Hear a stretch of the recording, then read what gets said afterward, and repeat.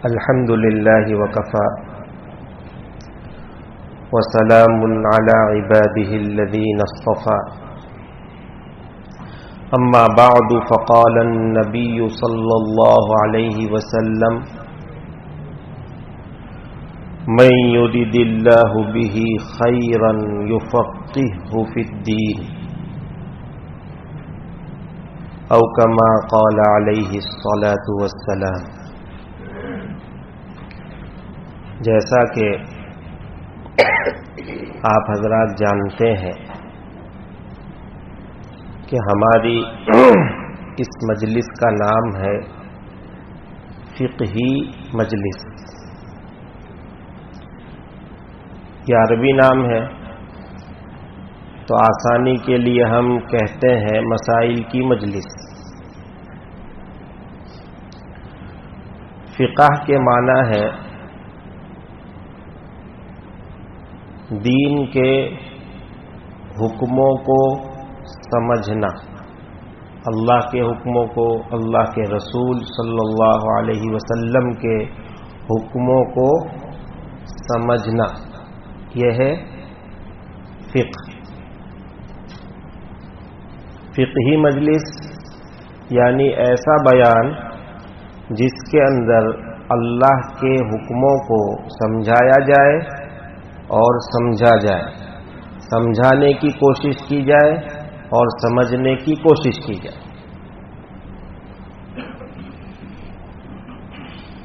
اللہ کے حکم کیا ہیں؟ بہت سارے ہیں.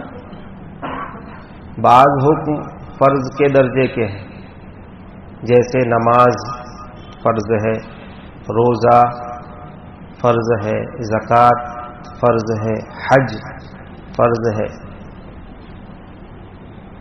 جس بندے پر نماز فرض ہے اس بندے پر نماز کے مسائل کا سیکھنا بھی فرض ہے. جس پر روزہ فرض ہے اس پر روزے کے مسائل کا سیکھنا بھی فرض ہے. جس پر زکوٰۃ فرض ہے اس پر زکوٰۃ کے مسائل کا سیکھنا فرض ہے. جس کی شادی ہو رہی ہے اس پر بیوی کے اور ماں باپ کے حقوق جاننا سیکھنا فرض ہے. بیوی کے لیے بھی شوہر کے حقوق کو جاننا فرض ہے وغیرہ. تجارت کر رہے ہیں تو تجارت میں کیا کیا مسائل ہیں ان کا جاننا تاجر کے لیے فرض ہے.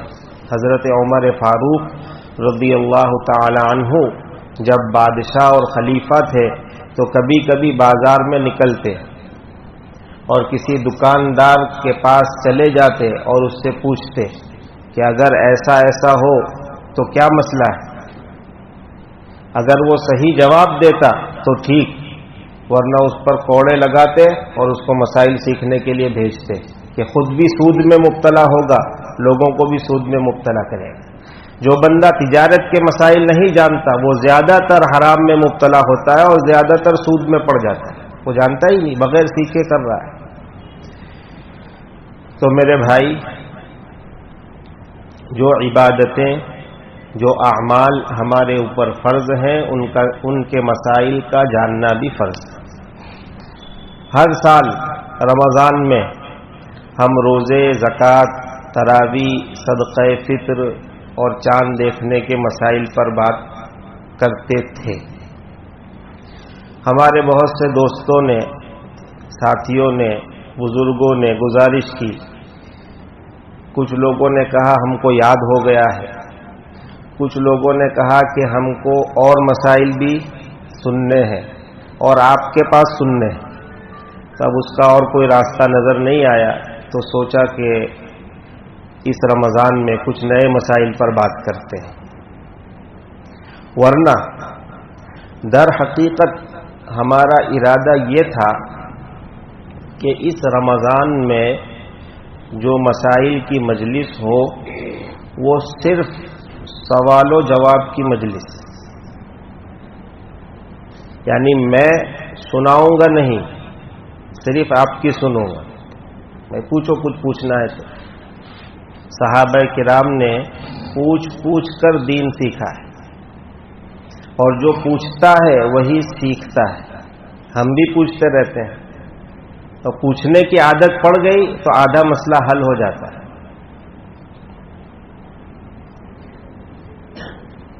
کچھ عرصے پہلے تک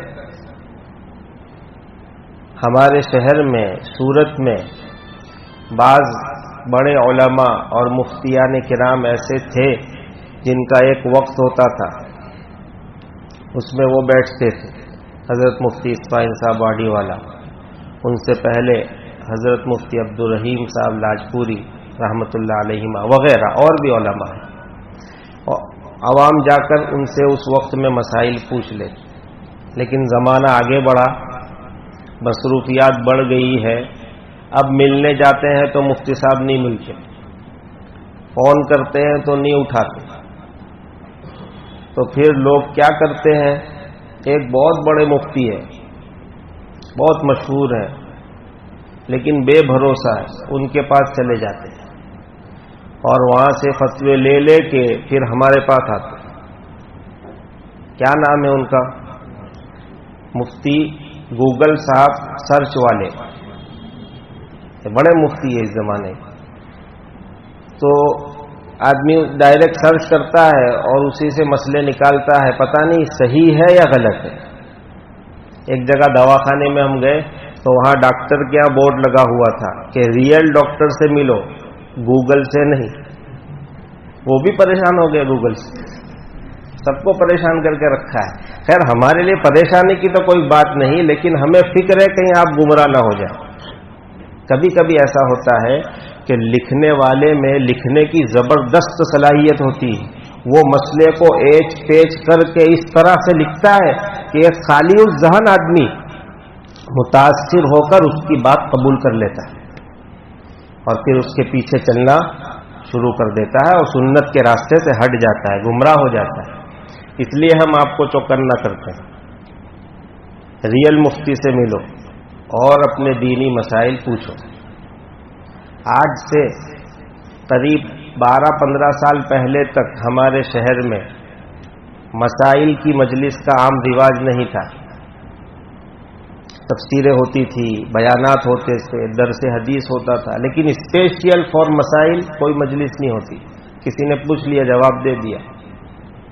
الحمدللہ اب پچھلے سالوں میں بیداری آ گئی ہے اور پورے ہندوستان میں یہ سلسلہ شروع ہو گیا ہے. مسائل کی مجلس ہر جگہ ہو رہی ہے، اللہ کا شکر ہے، بہت بڑا کام ہو گیا. یہ آدھا کام ہوا، مسائل کی مجلس شروع ہوئی، آدھا کام. دوسرا آدھا کام ہے سوال جواب کی مجلس.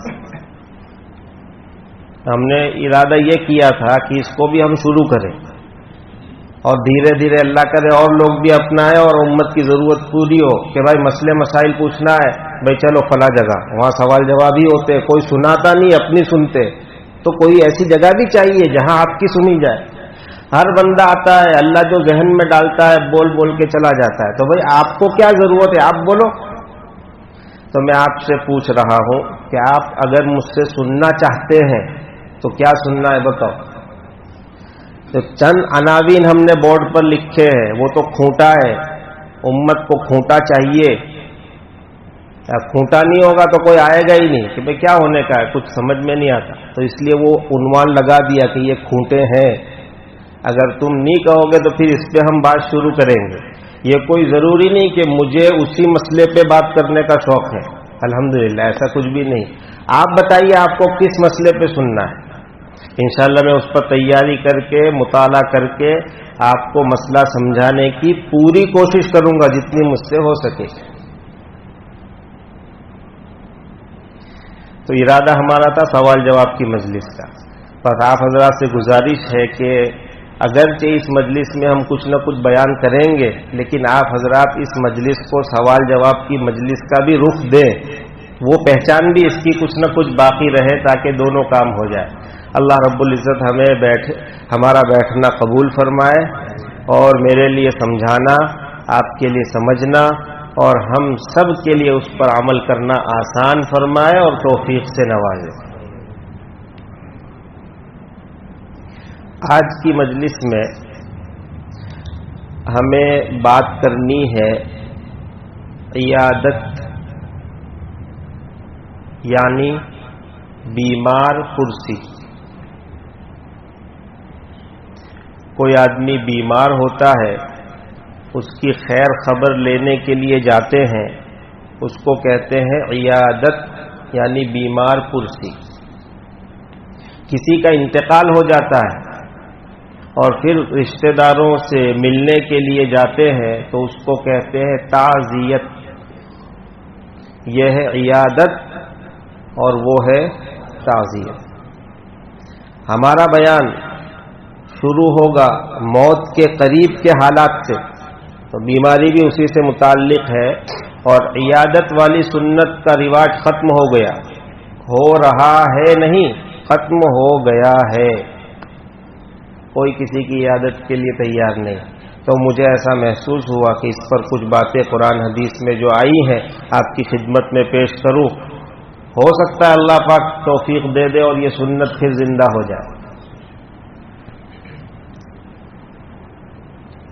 اللہ کے نبی صلی اللہ علیہ وسلم نے ارشاد فرمایا کہ ایک مسلمان کے دوسرے مسلمان پر 5 حق ہیں.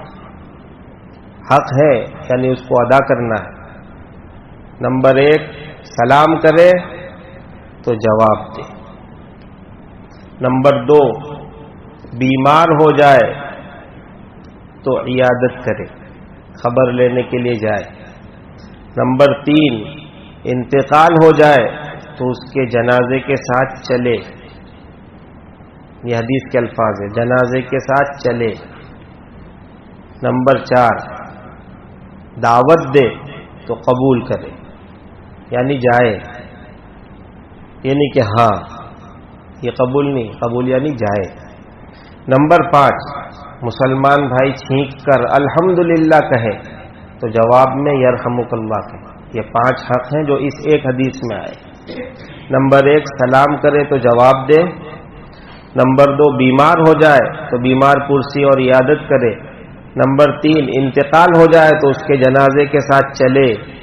نمبر 4، دعوت دے تو قبول کرے. نمبر 5، چھینک کر الحمدللہ کہے تو جواب میں یرحمک اللہ کہے. سلام کا جواب دینا آسان. بیمار پرسی یہ بھی واضح ہے. انتقال ہو جائے تو جنازے کے ساتھ چلنا. یہاں رک کے سمجھو، آج کل اس سلسلے میں بھی بڑی کوتاہی پائی جا رہی. آدمی ڈائریکٹ آتا ہے نماز کے وقت اور نماز پڑھ کر اپنا بھاگا. 15-20 منٹ قبرستان تک جانے کو تیار نہیں. ایک تو یہ ہے کہ آدمی کی کوئی ایسی مجبوری ہے کہ وقت نہیں ہے، یا خود بیمار ہے، ارجنٹ کوئی کام ہے. عام طور پر ایسا نہیں ہوتا. اگر ایڈجسٹ کرنا چاہیں تو کر سکتے ہیں، لیکن جنازے میں دوست ملا، اس نے کہا اپنے خلیل پہ چائے پینی ہے، تو نماز پڑھ کے نکل گئے خلیل پہ چائے پینے کی. یہ بات صحیح نہیں میرے بھائی. ہمیں بھی مرنا ہے، اور جتنے لوگ مٹی ڈالتے ہیں مردے کو بھی اس کا فائدہ ہوتا ہے، اور جو مٹی ڈالتا ہے اس کو بھی اس کا فائدہ ہوتا ہے. اور حدیث میں آیا کہ جو صرف جنازے کی نماز پڑھتا ہے اس کو 1 قیرات ثواب ملتا ہے، اور جو دفن تک ساتھ میں رہتا ہے اس کو 2 قیرات ثواب ملتا ہے. تو ہمیں اس سنت کو بھی زندہ کرنا چاہیے. حضور پاک صلی اللہ علیہ وسلم کی یہ سنت تھی کہ آپ دفن تک شریک رہتے. چوتھی چیز، دعوت دے تو قبول کرے. یہاں 2 شرط ہے. نمبر 1، اس کا مال حلال ہو، کمائی حلال ہو. اگر دعوت دینے والے کی کمائی حلال نہیں ہے تو پھر قبول کرنا ضروری نہیں، بلکہ قبول نہ کرنا ضروری. اگر دعوت کا کارڈ رکھ بھی گیا تو آپ کو جانے کا نہیں. اصل قبول کرنا یہ ہے کہ اس کے یہاں پہنچے آپ، کھانے کا نہیں. اپنے اعمال اور اپنے ایمان کا سودا نہیں کرنے کا، کسی کو راضی کرنے کے لیے. ہو جائے ناراض تو ہو جائے، کیا کریں گے، کہ اپنا ایمان جو بگڑے گا اس کا کیا. نمبر 2، یہ جو دعوت ہے اس میں رشوت کا شبہ نہ ہو. کیا کہتے ہیں رشوت کو؟ لانچ. کہ اس کو کچھ کام آپ سے نکلوانا ہے اس لیے وہ دعوت کر رہا ہے. اگر ایسا ہے تو پھر دعوت قبول کرنا کوئی ضروری نہیں، آپ انکار کر سکتے ہیں، عذر کر سکتے ہیں، میں نہیں آؤں گا. لیکن اگر اس طرح کا کوئی شرعی عذر نہیں ہے تو عام حالات میں پھر دعوت کو قبول کرنا چاہیے. بیمار پرسی اور عیادت، اس کی سب سے بڑی فضیلت یہ ہے کہ یہ سنت ہے. حدیثوں میں متعدد جگہوں پر نبی پاک صلی اللہ علیہ وسلم کا لوگوں کی عیادت کرنا آیا ہے. صحابہ کرام کی عیادت کے لیے بھی تشریف لے جاتے ہیں، اور صحابیات یعنی مستورات بیمار ہوتی ان کی عیادت کے لیے بھی تشریف لے جاتے. مسلمانوں کی بھی عیادت فرماتے اور غیر مسلم کی بھی عیادت فرماتے. حدیث میں ایک واقعہ ہے، ایک صحابیہ ہے جن کا نام ہے ام سائب رضی اللہ عنہا. وہ بیمار ہوئی، نبی پاک صلی اللہ علیہ وسلم عیادت کے لیے بیمار پرسی کے لیے تشریف لے گئے. دیکھا کہ ان کی سانسیں پھول رہی ہیں، زور زور سے سانس لے رہی. آپ صلی اللہ علیہ وسلم نے پوچھا، ام صاحب کیا ہوا ہے جو اتنی زور زور سے سانسیں لیے جا رہی ہو؟ ام صاحب نے جواب دیا کہ مجھے بخار ہے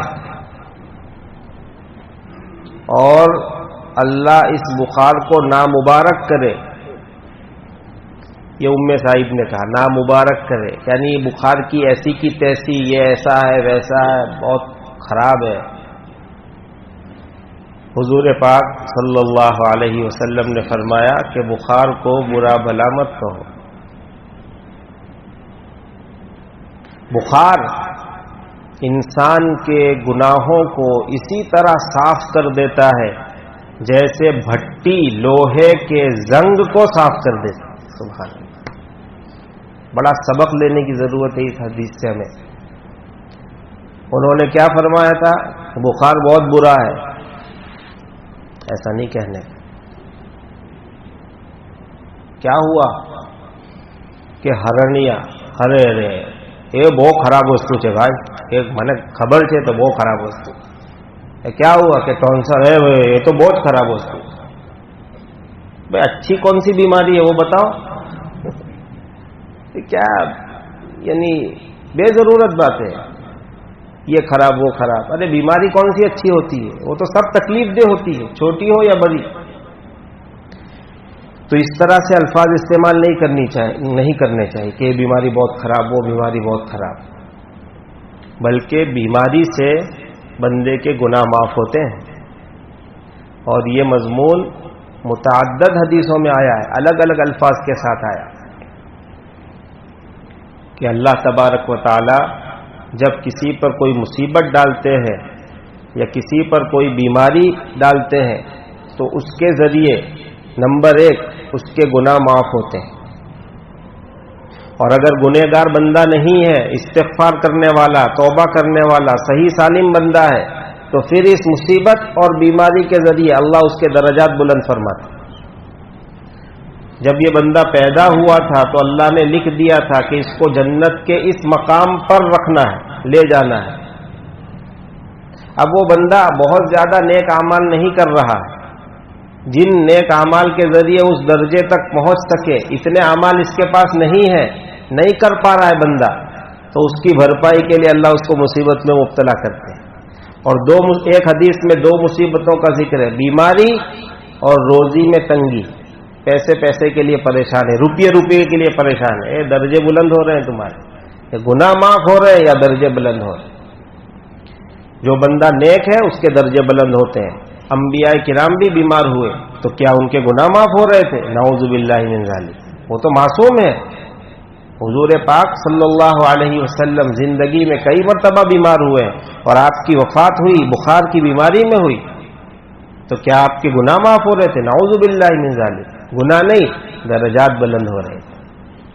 تو میرے بھائی بیماری کو برا نہیں سمجھنا چاہیے، بلکہ مومن کے لیے تو صحت بھی نعمت ہے اور بیماری بھی نعمت ہے، آزادی بھی نعمت ہے اور قید اور جیل بھی نعمت ہے، زندگی بھی نعمت ہے اور اللہ بلا لے تو موت بھی نعمت ہے۔ ہمارے لیے تو خیر ہی خیر ہے انشاءاللہ۔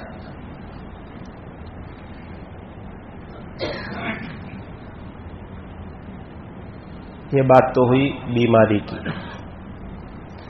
نمبر 2، بیمار کی بیمار پرسی کرنے کے لیے جانا، عیادت کرنا سنت ہے اور اس کی بڑی فضیلت آئی۔ ایک حدیث میں اللہ کے نبی صلی اللہ علیہ وسلم نے ارشاد فرمایا کہ جو بندہ کسی بیمار کی بیمار پرسی کے لیے صبح میں جائے تو صبح سے لے کر شام تک 70,000 فرشتے اس عیادت کرنے والے کے لیے دعا فرماتے ہیں۔ کتنے؟ ایک فرشتہ بھی اللہ لگا دیتے تو ہمیں بات سمجھ میں آ جاتی کہ فرشتہ ہمارے لیے دعا کر رہا ہے۔ ایک دو نہیں، 70 بھی نہیں، 70,000 لگائے، اب کب آنکھ کھلے گی بھائی؟ اور کیا بولے کہ ہماری آنکھ کھلے اور ہم عیادت کرنے والے بنے، اور کیا کہا جائے؟ 70,000 فرشتے، سبحان اللہ۔ اور جو بندہ شام کے وقت کسی مریض کی عیادت کے لیے جاتا ہے تو شام سے لے کر صبح تک 70,000 فرشتے اس کے لیے دعا کرتے، اور فرشتے کی دعا کبھی رد نہیں ہوتی، وہ ہمیشہ قبول ہوتی۔ ایک چھوٹا سا عمل ہے لیکن سنت ہے، دیکھو اس کی برکت کہ اتنے فرشتے ہمارے لیے دعا کرتے، اور پھر رمضان میں آپ اس کو کرو تو کیا کہنا۔ دوسری حدیث میں اللہ کے نبی صلی اللہ علیہ وسلم نے ارشاد فرمایا کہ جب بندہ کسی بیمار کی بیمار پرسی کے لیے جاتا ہے تو جب تک وہ واپس نہیں آ جاتا جنت کے باغات میں سیر کرتا ہے، یعنی اللہ تعالیٰ اس سے راضی ہو رہے ہیں اور اس کے درجات بڑھا رہے ہیں۔ عمل چھوٹا سا لیکن سنت ہے، دیکھو اللہ کو کتنا پسند ہے، بیمار کی خبر لینے کے لیے جانا اللہ کو کتنا پسند ہے۔ ایک حدیث میں اللہ کے نبی صلی اللہ علیہ وسلم نے فرمایا کہ قیامت کے دن اللہ رب العزت ایک بندے کو بلائیں گے اور اس سے پوچھیں گے، اے میرے بندے، میں بیمار تھا، تو میری بیمار پرسی کے لیے کیوں نہیں آیا؟ اللہ تو بیماری سے پاک ہے، لیکن اللہ یہ فرمائیں گے کہ میں بیمار تھا دنیا میں، تو میری بیمار پرسی کے لیے کیوں نہیں آیا، میری خبر لینے کے لیے کیوں نہیں آیا؟ بندہ کہے گا اللہ آپ تو بے نیاز ہے، آپ اور بیمار، توبہ توبہ۔ کیا مطلب ہے اس کا؟ اللہ پاک فرمائیں گے کہ دنیا میں میرا فلاں بندہ بیمار تھا، اگر تو اس کی عیادت کے لیے آتا تو وہیں مجھ سے ملاقات ہوتی، مجھے وہیں پاتا۔ اس سے اونچی مثال کیا دی جا سکتی، ذرا بتاؤ؟ کہ بیمار کی عیادت کے لیے جانے کو اللہ فرما رہے میری عیادت کے لیے آئے، اور کچھ سمجھانے کے لیے کہیں، کیا کہیں بتاؤ؟ اس سے بڑھ کر کیا کہیں؟ لیکن کیا کیا جائے کہ ہمارے ذہنوں میں ہمارے دلوں میں سنت کی وقت ہی نہیں رہی، بس دنیا، پیسہ پیسہ، دوستی، گھومنا پھرنا، پیسہ، بس یہی ہے دنیا۔ میرے بھائی کچھ آخرت کے لیے بھی کریں۔ اس کے علاوہ اور حدیثیں ہیں جن میں بیمار پرسی کی بڑی فضیلتیں آئی، اس لیے میرے بھائی نیت کرو کہ انشاءاللہ ہم بیمار پرسی کی اس سنت کو زندہ کریں۔ میرے والد صاحب رحمت اللہ علیہ جب سورت کے میئر تھے تو ان کے دوستوں نے ہمیں بتایا کہ ان کا یہ معمول تھا کہ اپنی آفس سے فارغ ہونے کے بعد سورت کی جو سرکاری ہسپتالیں ہیں اس میں راؤنڈ لگاتے تھے، بیماروں کے حالات پوچھتے۔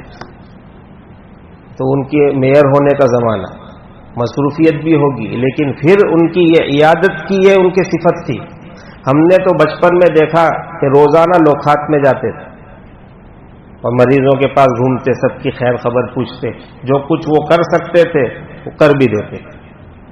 تو میرے بھائی، یہ بہت بڑی اللہ رب العزت کو پسند آنے والی نیکی ہے، ہمیں اس کو اختیار کرنا چاہیے۔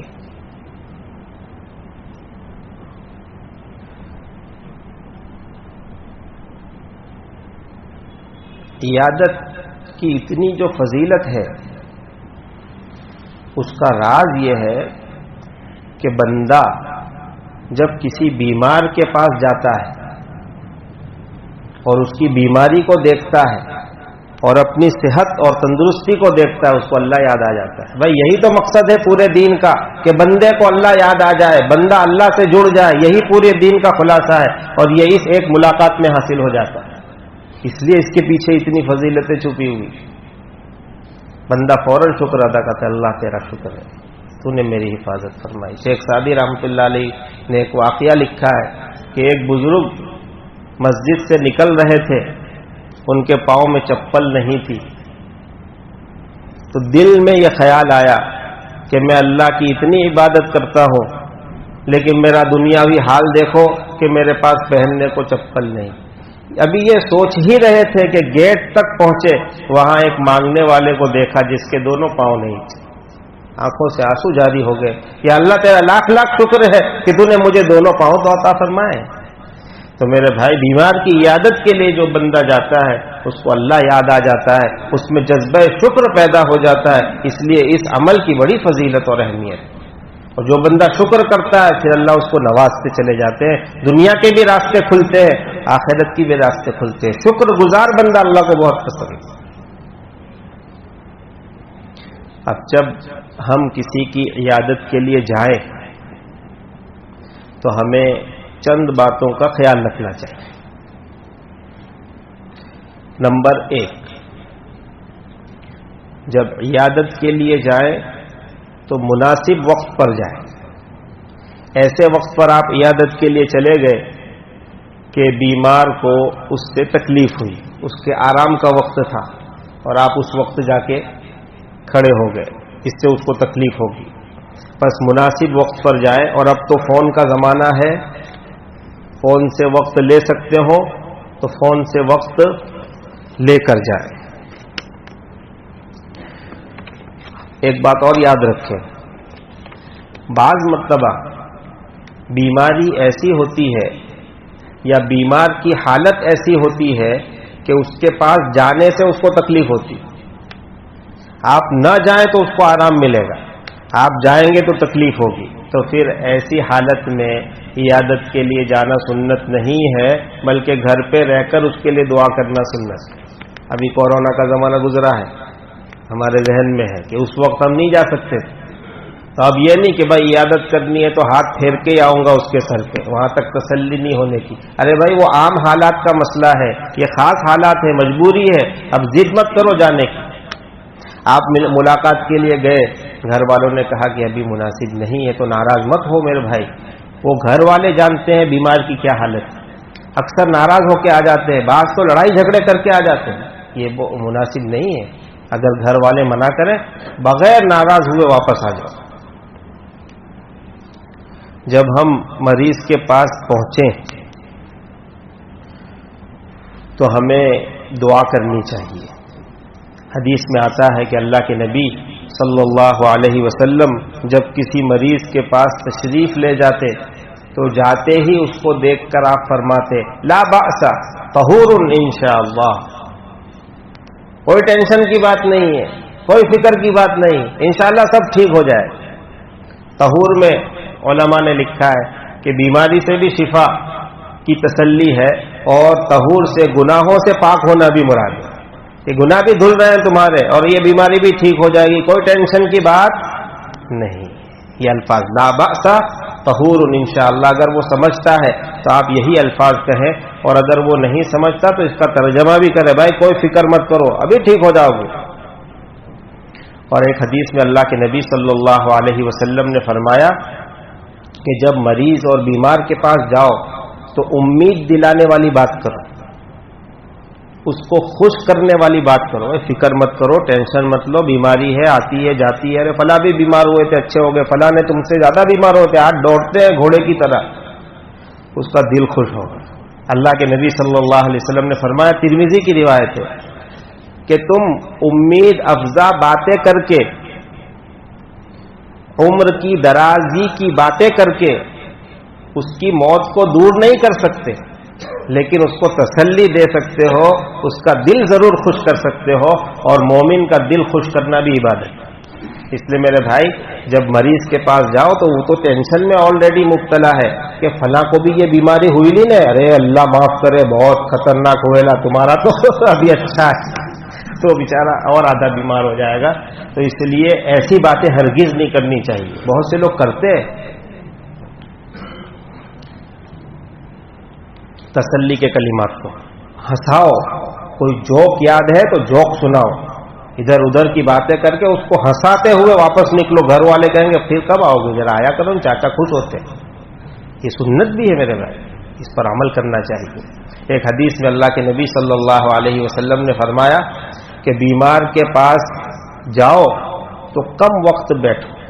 حدیث میں اس کی مثال دی کہ جب دودھ دوہتے ہیں اونٹنی کا، تو ایک مرتبہ دودھ دوہتے ہیں، پھر کچھ سیکنڈ رکتے ہیں، پھر واپس دودھ دوہتے ہیں. تو 2 مرتبہ دودھ دوہنے کے درمیان کا جو وقفہ ہے، جو گیپ ہے، بس اتنی دیر بیٹھنا ہے. بعض لوگ جاتے ہیں اور بلا وجہ ادھر ادھر کی باتیں مریضوں کے ساتھ اور گھر والوں کے ساتھ شروع کر دیتے ہیں. بیچارے کو نیند آ رہی ہے، اور مریض کے پاس خاموش رہنا اچھا ہے، اس سے اس کو سکون ملتا ہے. ایک حدیث میں اللہ کے نبی صلی اللہ علیہ وسلم نے ارشاد فرمایا کہ مریض کے پاس کم بیٹھو اور مریض کے پاس شور شرابہ مت کرو. اس لیے ایسے چھوٹے نادان بچے جو شور شرابہ کرتے ہیں، نا سمجھ ہیں بیچارے، ان کو بھی ہاسپٹل میں اور بیماروں کے پاس نہیں لے جانا چاہیے. اس سے مریض کی تکلیف میں اضافہ ہوتا ہے. ہم جو جا رہے ہیں راحت رسانی کے لیے جا رہے ہیں، ہم تکلیف پہنچانے کے لیے نہیں جا رہے.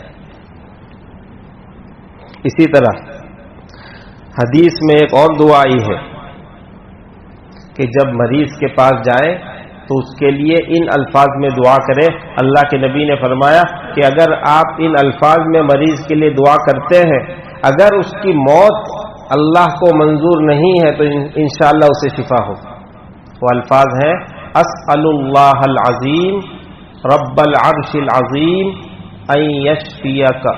یہ دعا 7 مرتبہ پڑھنی ہے. اس کا ترجمہ ہے، میں سوال کرتا ہوں اللہ رب العزت سے کہ وہ تجھے شفا عطا فرمائے. اسأل اللہ العظیم، میں عظمت والے رب سے سوال کرتا ہوں. رب العرش العظیم، زبردست عرش والے رب سے سوال کرتا ہوں. ان یشفیک، کہ وہ تجھے شفا عطا فرمائے. معلوم ہوا کہ مریض کے لیے شفا کی دعا کرنا یہ بھی سنت ہے. اس سے بھی اس کو تسلی ہوتی ہے. اس کو 2-4 کلمات کہہ کے آؤ، میں اللہ آپ کو شفا دے، اللہ آپ کو پہلے سے زیادہ تندرستی عطا فرمائے. اس طرح کے کلمات اس کے سامنے ضرور کہنے چاہیے. ایک بات اور ہے، بہت سے لوگ مریض کے پاس جاتے ہیں اور مشورے دینا شروع کر دیتے. کیا ہو رہا ہے؟ کھانسی ہو رہی ہے تو کیا کہ ڈاکٹر کی دوا چالو، ارے وہ فلانی میڈیکل میں فلانی چیز ملتی ہے نا، اس کو یوں گھس کے یوں پیو گے نا، یوں اچھا ہو جائے گا. اب چاچا نے بچے کو کہا لے کے آ بھائی. اب وہ ایک دوائی منگوائی، تھوڑی دیر کے بعد دوسرے صاحب آئے، انہوں نے کہا کہ وہ فلانی جگہ پہ فلانی چیز ملتی ہے، وہ تو میں نے ایک بار کھائی ایک دم صاف، جا وہاں جا. گھر والے پریشان ہو جاتے ہیں اور مریض بھی پریشان ہو جاتا ہے. ایک لائن سے علاج کیا جائے تو فائدہ ہوتا ہے. آپ 10 علاج ایک ساتھ جمع کریں گے تو وہ خود ایک نئی بیماری کو پیدا کر دیں. اس لیے میرے بھائی، ڈاکٹر بننے کی کوشش نہیں کرنی چاہیے. الا یہ کہ آپ ڈاکٹر ہو تو ٹھیک ہے، آپ مشورہ دے دیں تو مناسب ہے. آپ ڈاکٹر نہیں ہے اور جو جا رہا ہے مشورہ دے رہا ہے، ایک آدمی ایک دوائی بتا رہا ہے، دوسرا آدمی دوسری دوائی بتا رہا ہے، مریض کو پریشان کر دے، یہ بالکل آداب میں سے نہیں ہے. اس سے بچنا چاہیے.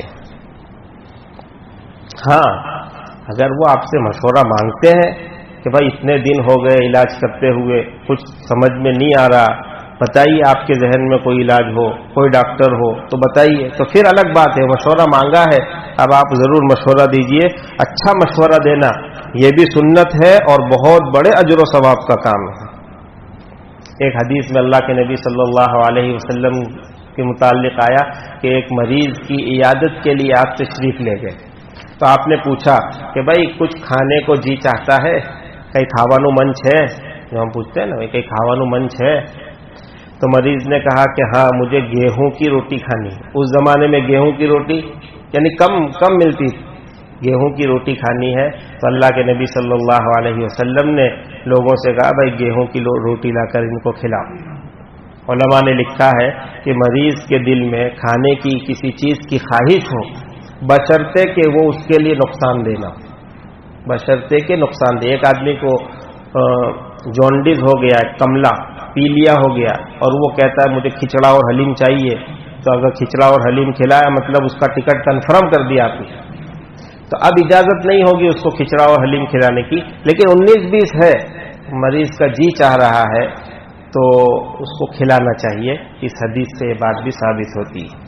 اور حضرت عمر, غالباً حضرت عمر فاروق رضی اللہ عنہ کا مقولہ ہے, آپ نے فرمایا کہ جب تم کسی بیمار کی عیادت کے لیے جاؤ تو اس کے پاس بھی دعا کراؤ. صرف دعا دینی نہیں ہے بلکہ اس کے پاس بھی دعا کراؤ, کیونکہ بیمار کی دعا قبول ہوتی. تو اس کا بھی اہتمام کرنا چاہیے. مسلمان کی بھی عیادت اور غیر مسلم کی بھی عیادت کرنی چاہیے.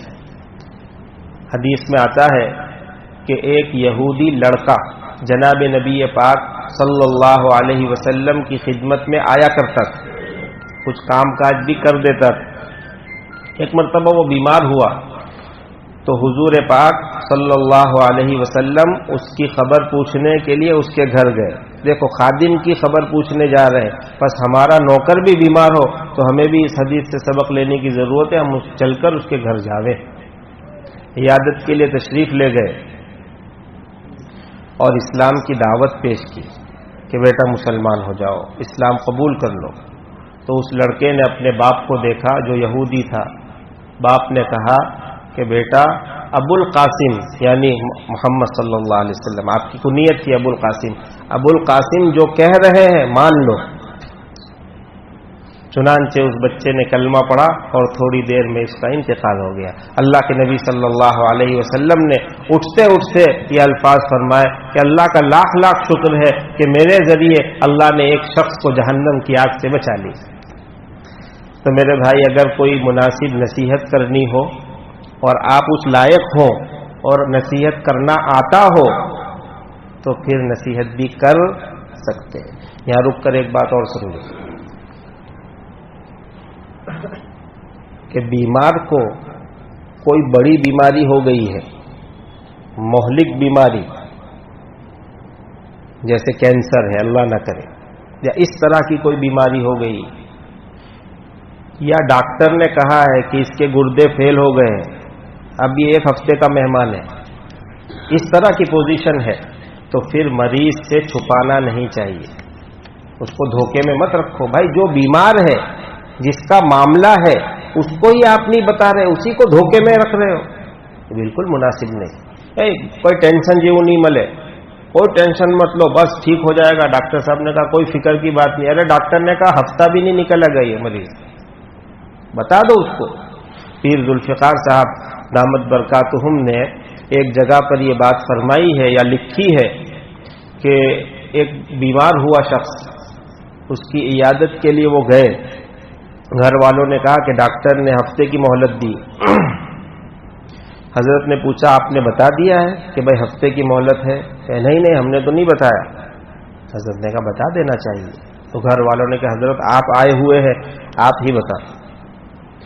وہ شخص جو ہے بڑے گناہوں میں مبتلا تھا, گانے بجانے فلاں گناہوں میں مبتلا تھا. حضرت جب اس کے پاس گئے تو حضرت نے اس سے یہ بات بتا دی کہ بھائی ڈاکٹروں نے 1 ہفتے کی مہلت دی ہے, اور پھر حدیثیں سنائی, مغفرت کی باتیں بتائی اور اس کو ترغیب دلائی آخرت کی.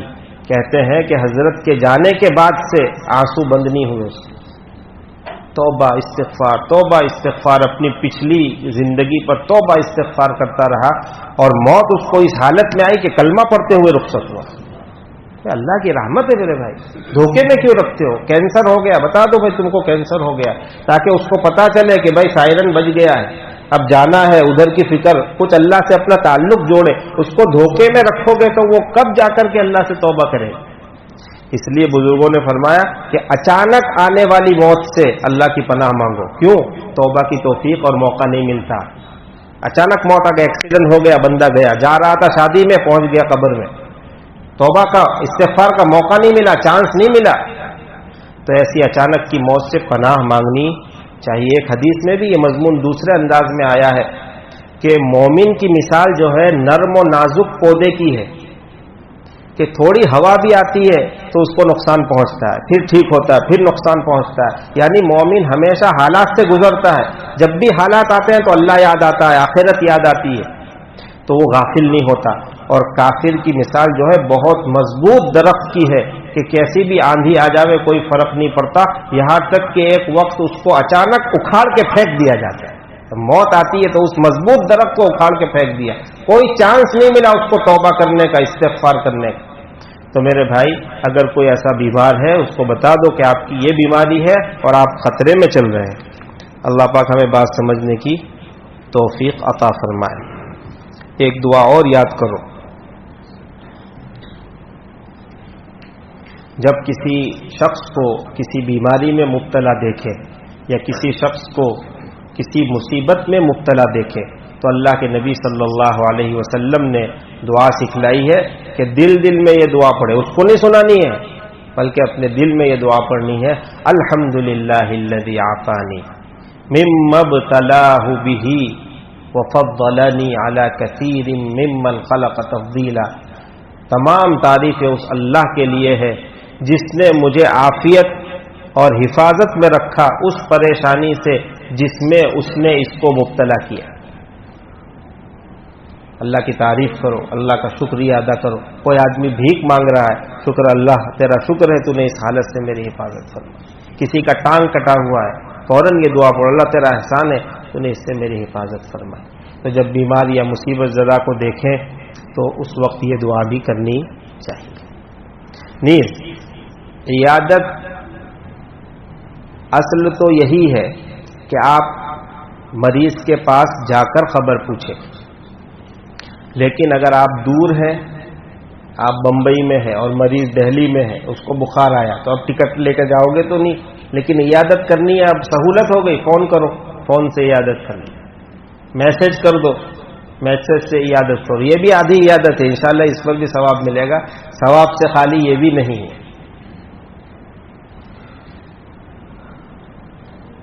بیمار تو قریب میں ہے لیکن آپ بھی بیمار ہیں، آپ نہیں جا سکتے، آپ کو کوئی پریشانی ہے یا آپ بیزی ہیں، جا نہیں سکتے، کم سے کم فون کرو، اس سے ان کو تسلی ہوگی اور محبت ان کے دل میں آپ کے لیے پیدا ہوگی، آپ کی جگہ بنے گی، اس سے معاشرے کا فائدہ ہوگا۔